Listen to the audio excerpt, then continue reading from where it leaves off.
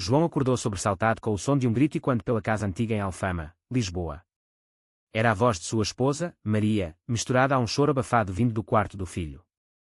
Ao entrar correndo, viu Pedro, seu filho de 25 anos, ajoelhado no chão, segurando uma carta amassada. Enquanto Maria o encarava com olhos cheios de horror, Pedro havia confessado ser gay, e a família inteira desmoronava ali mesmo. João sentiu o mundo girar. Ele, que havia passado décadas escondendo sua própria atração por homens, agora via o reflexo de seu segredo no rosto do filho. O silêncio que se seguiu foi ensurdecedor, como se o Tejo lá fora tivesse parado de fluir. Pedro ergueu os olhos vermelhos para o pai, esperando apoio, mas João só conseguiu balbuciar: "Isso não pode ser verdade." A partir daquele momento, a casa virou um campo minado. João, aos 45 anos, era um homem respeitado na comunidade, professor de História na Universidade de Lisboa, casado há 25 anos com Maria, uma devota católica que organizava eventos na paróquia local. Eles tinham 2 filhos, Pedro, o mais velho, recém-formado em arquitetura, e Ana, de 18 anos, ainda no ensino secundário. A família vivia uma vida aparente de perfeição, com jantares dominicais e férias anuais no Algarve. Mas por trás da fachada, João lutava diariamente com sua identidade. Ele se lembrava vividamente de sua juventude nos anos 80, quando a ditadura salazarista ainda ecoava na sociedade portuguesa, e ser gay era sinônimo de ostracismo.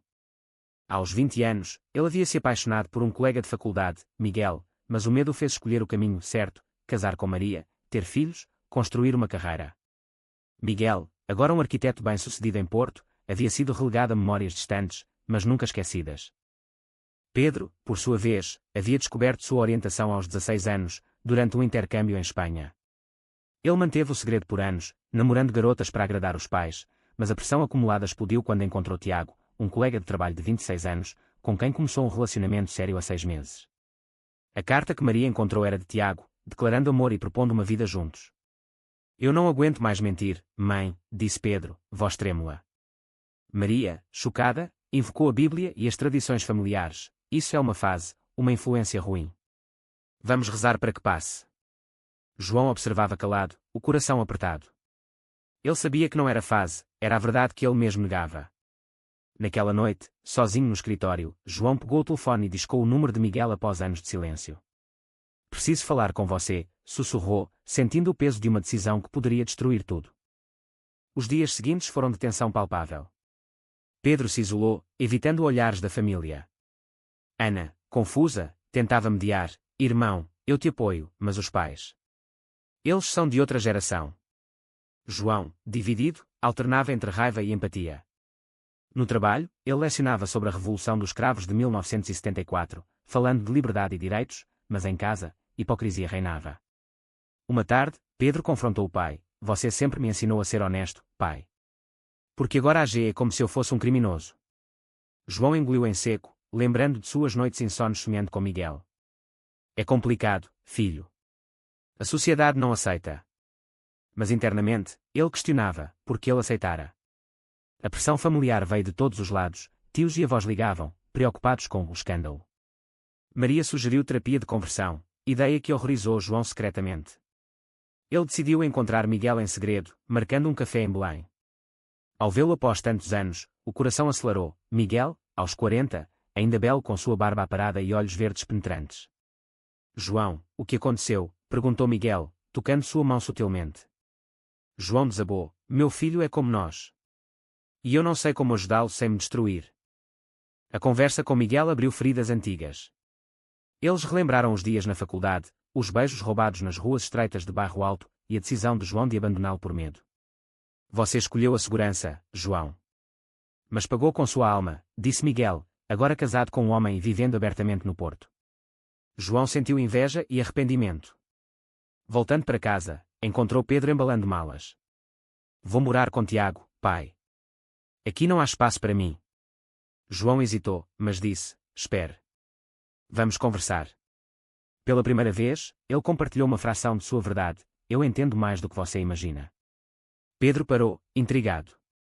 Aquela noite, a família sentou à mesa, mas o ar estava carregado. Maria insistia em orações, enquanto João lutava para não explodir. Ele sabia que uma escolha se aproximava: apoiar o filho ou continuar escondido. O telefone tocou. Era o pai de João, um conservador de 70 anos. "Ouvi rumores sobre Pedro. Resolva isso, ou deserdarei vocês." A pressão familiar apertava como uma corda no pescoço. João passou a semana seguinte em um turbilhão interno.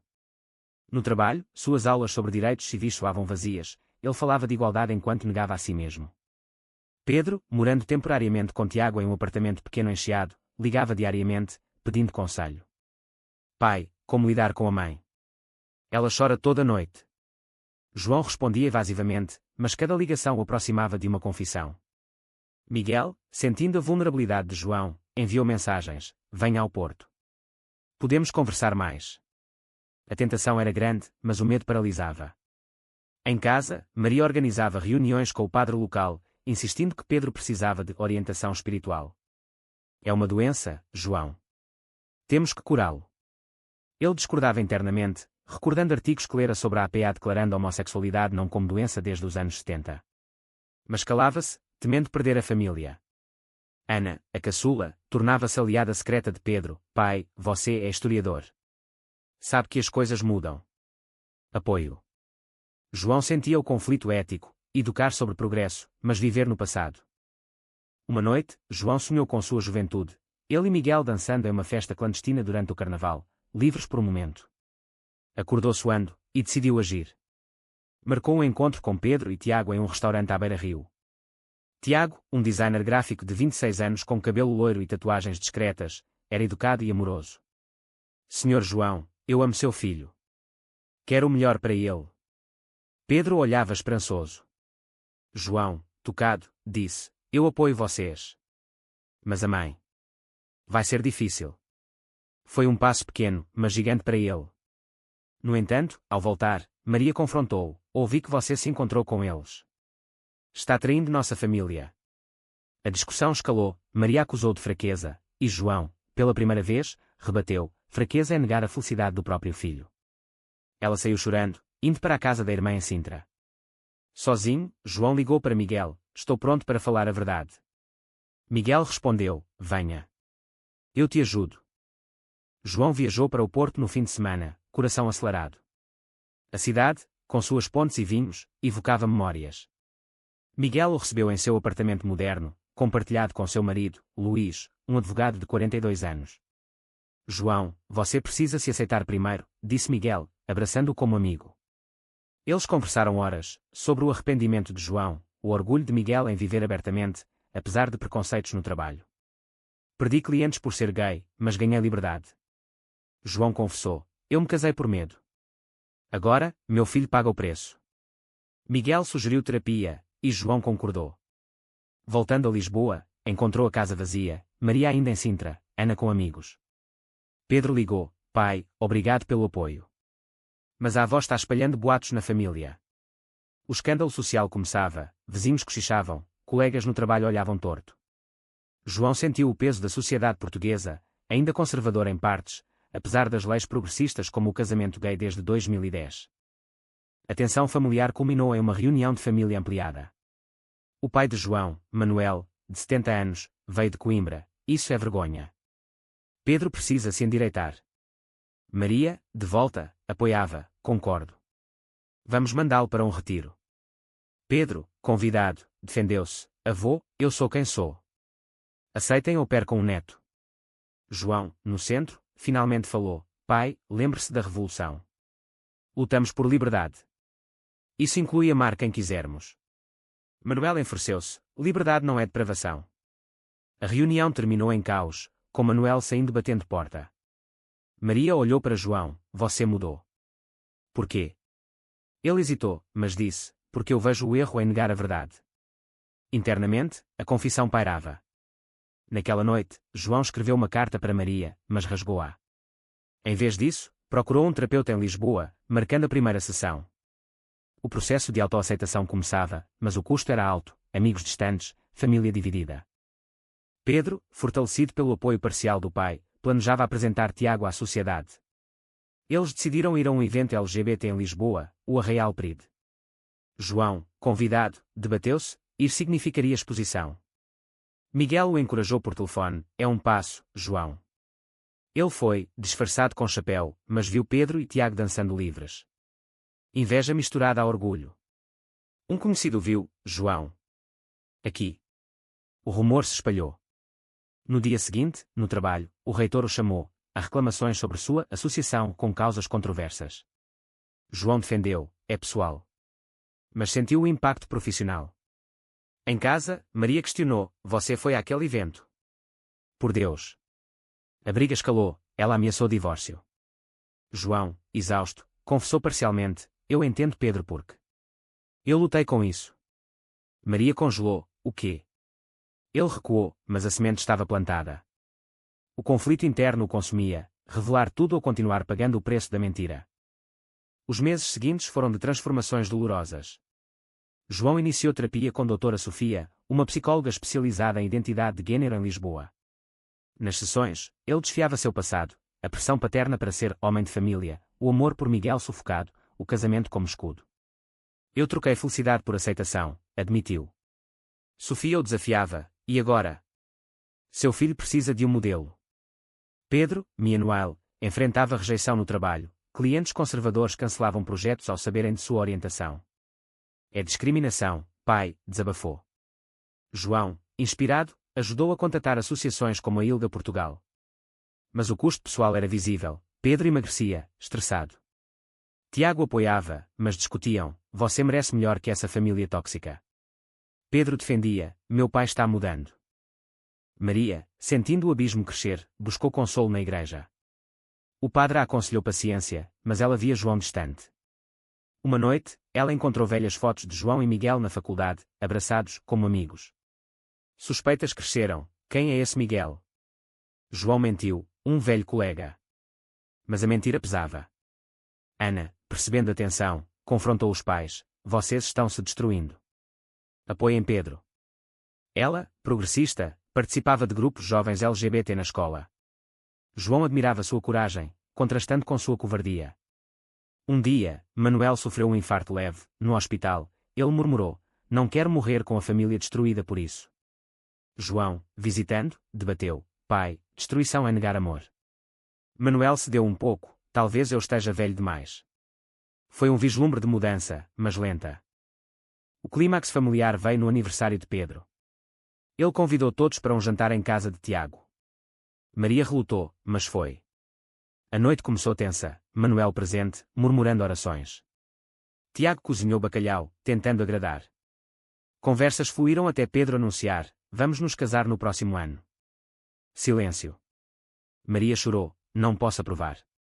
Manuel, escândalo. Mas João, fortalecido pela terapia, disse, eu aprovo. E estou orgulhoso. Pedro abraçou, lágrimas nos olhos. Maria saiu furiosa, dormindo na irmã. No dia seguinte, ela confrontou João, você esconde algo. Diga.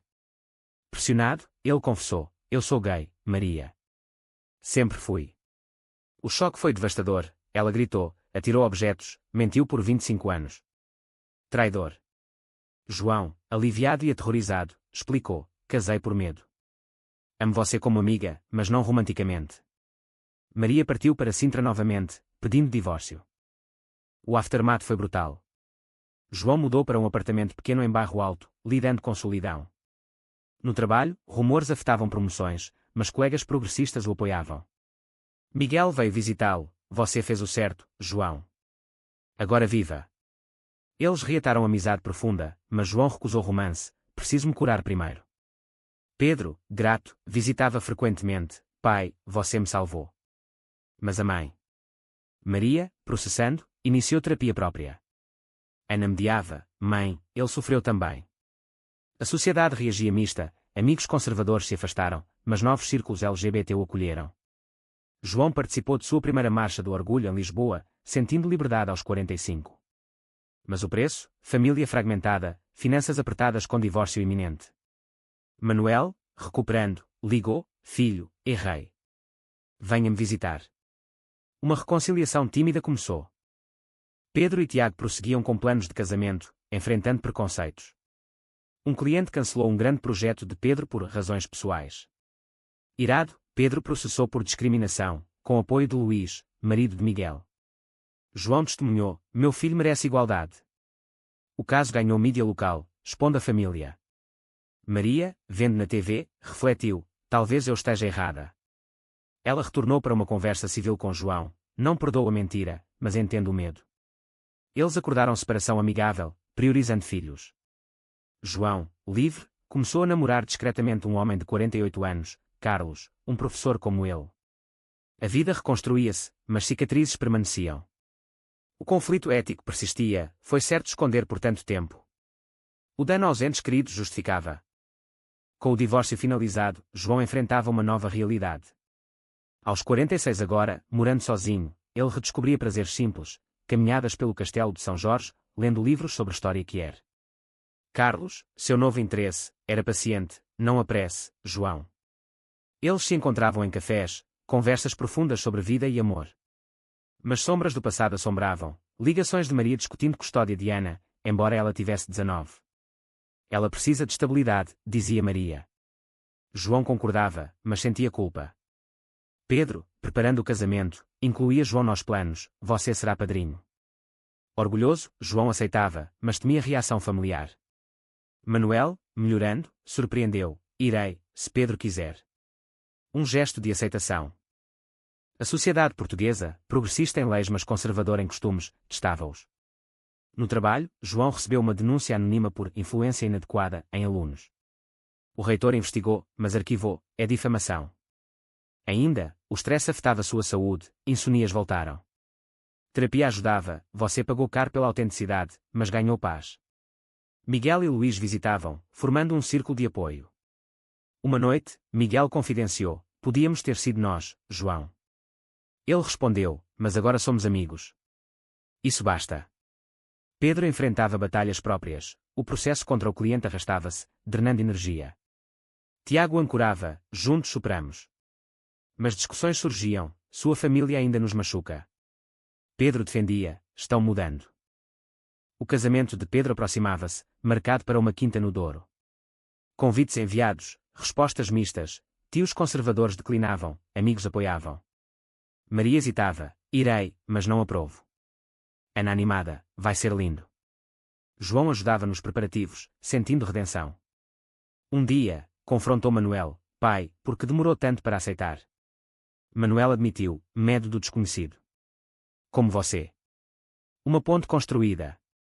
Mas traição veio de inesperado, um primo vazou detalhes do passado de João para a imprensa local, transformando a família em notícia.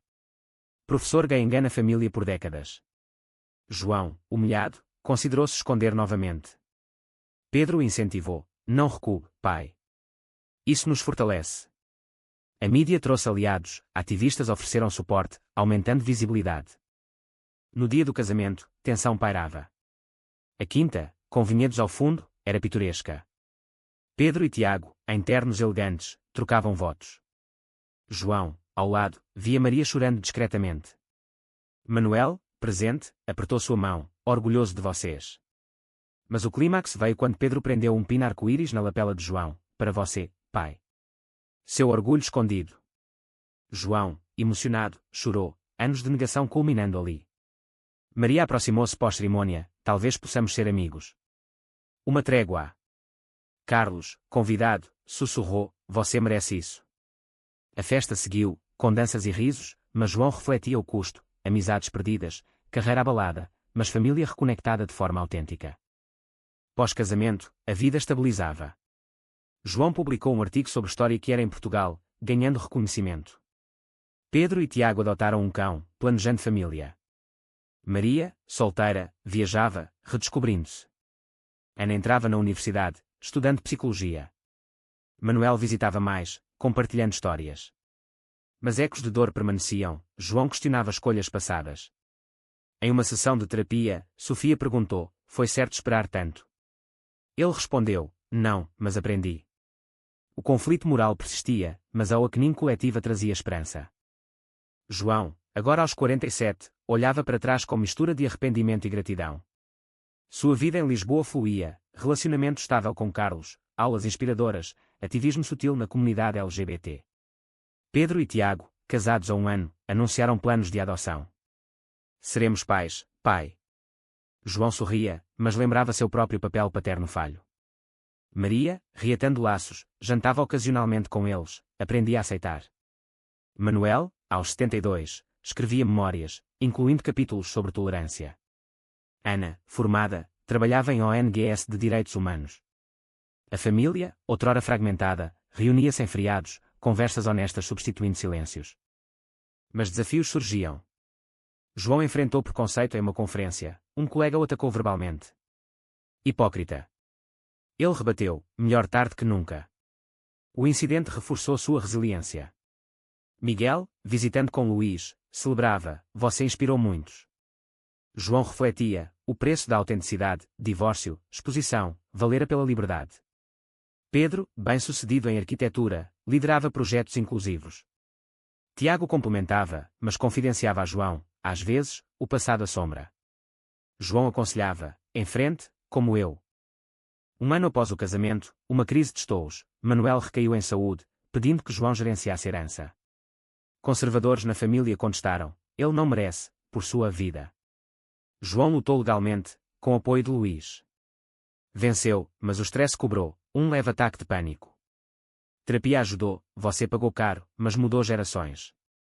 Maria, solidária, disse, fizemos escolhas erradas, mas corrigimos. A narrativa culminava em uma reunião familiar no Algarve. Ao pôr do sol, João e Pedro caminhavam na praia. Pai, obrigado por se revelar. Salvou-nos. João respondeu, você me salvou, filho. Eles discutiam mútuo ao akening, de negação à aceitação. Manuel, fraco, abençoou, amei errado, mas amo agora. Maria assentia. Ana, o futuro é nosso. Carlos, ao lado de João, simbolizava nova vida. No fim, João ponderava, as escolhas, esconder, revelar, foram certas. O dano irreparável. Mas a redenção prevalecia. A história terminava com eles brindando, mas uma pergunta pairava, foi justo impor sofrimento aos entes queridos em nome da verdade pessoal, ou o silêncio teria sido a escolha mais ética?